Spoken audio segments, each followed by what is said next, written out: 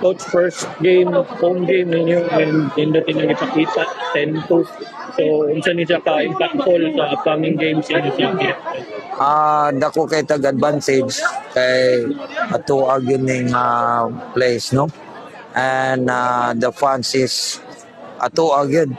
So ako silang giingnan nga this is our advantage for pakita na to nga first game good start, then tuloy-tuloy na ni until to the last game for the second round. Ang aim dyan na mo is moabot dyan ta sa top 1. One yun. Top 1 ko. Nakuha na na to last season. No, nakuha na to last season, why not karon? Maski atong players na ay new, na ay kanang old, pero dali ra kay maka-adapt sa system sa duwa. So, mo na wala pa gani kayo ko ma-satisfied kay dagan pa kayo dapat i-work out ang team, especially ang ilahang communication sa sulod sa field. So, namanggoy kanya-kanyang style ng mga players. Ako lang silang gipalit go, then we have to follow the platform sa playing style. So, mana, I'm very happy nga nakuha gyud na to. I hope tuloy-tuloy na ni.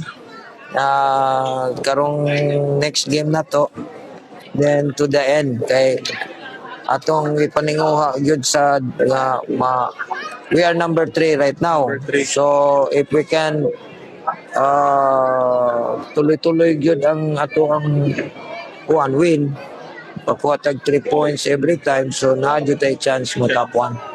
Then we have the third round again, the top 6 third round. So mana dako mo kay challenge ang team, especially what happened the result of the Shopee Cup. So nindot na tatong chemistry sa team last year, then dili man nato mapugan nga naka-produce ta good players, then gipanguha sa laing countries. So proud sad ta. So we will develop another young players na sad. Hopefully mo stay. Hopefully mo stay, o hopefully mo come up jud ta as a strong team. So karon proud sad ta sa mga players kay naninguha sad ba. So na. Coach, unsa assessment din mo sa mga bago ni mga players, especially ato mga Japanese na players? The Japanese, so they are still adapting the system, and then siguro wala pa kay sila makakuha sa atong climate diri. So dako pa kay sila o dapat katunan our culture, how we play, no?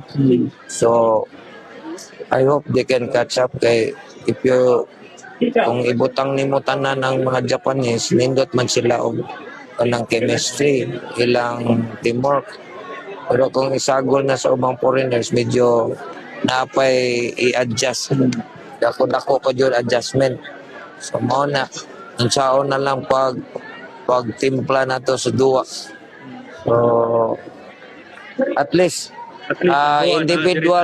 individual ability sa ato ang mga foreigners, not bad, naara yun. So I hope the Filipino also, the Cebuano players, na mo step up sila, because this is their chance, especially kabantay ka, daghan na kayong Cebuano rang players, ang ako pang mga players sa una. So dali ra kay sila maka-adapt usa-usa, but we have to be strong. Kay professional team is different level sa duwa. So mana nakita na to ganina, Leo Tamtam is doing good, John Clyde doing good. So good sign. I hope patay wala kaduwa kanina. I hope next game matagaan o kanang playing time. Unya mo hatag jud silang performance. Thank you, Coach. Thank you, sir.